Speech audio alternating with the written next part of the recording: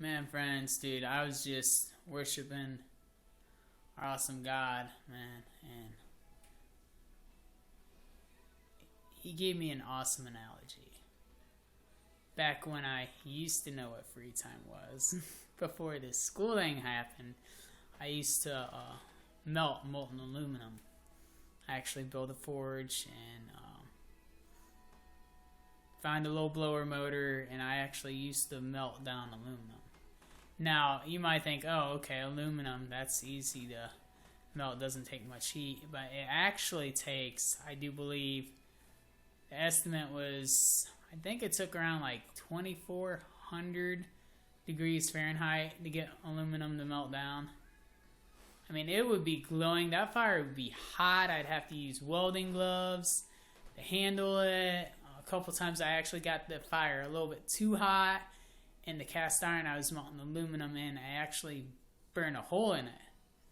That's how hot this fire went. And I just feel like, and the only reason why I melted it down is, number one, to form it into what I wanted it to be, and to also to get all the impurities out. You see, when you melt down aluminum, there's something that's called dross that normally floats up to the top.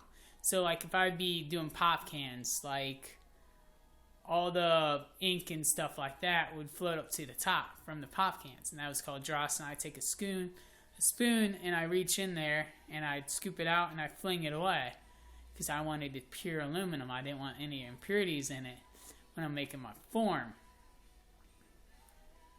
And I just feel like sometimes that's what God does with us. He wants to mold us and make us into His image. But sometimes we gotta go through the fire. It might be a little uncomfortable, but all of your impurities, He's actually refining you out of love. And He won't get that fire up.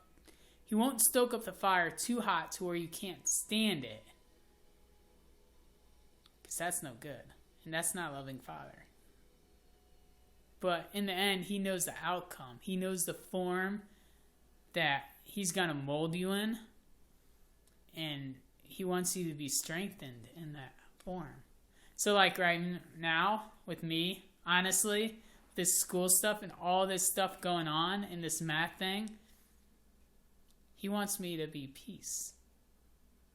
He doesn't want me to get overwhelmed anymore.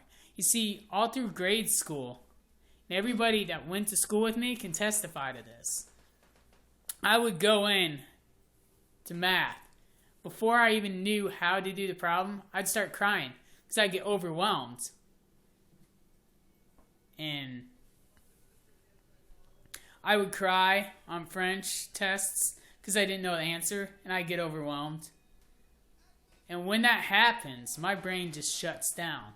It's automatic restart, reboot, power off, and I just focus on that thought. I can't do this, I can't do this, I can't do this.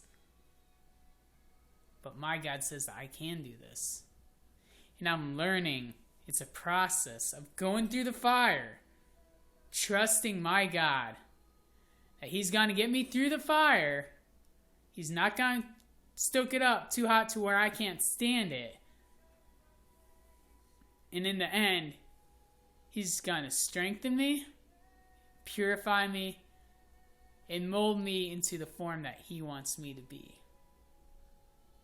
So I don't know what your fire is right now, but just take heart right now in your situations that He said in His book that He will never leave you nor forsake you. And He'll give you signs to show you that He's with you through His word, through other things. Now, I'm not saying to go look for those signs, because God will highlight those signs to you. You won't even have to go looking for them. He'll bring your attention to them.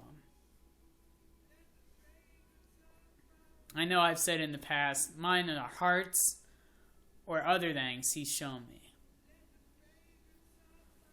So I just want to encourage you with this one last thought. Everything works out for good in the end.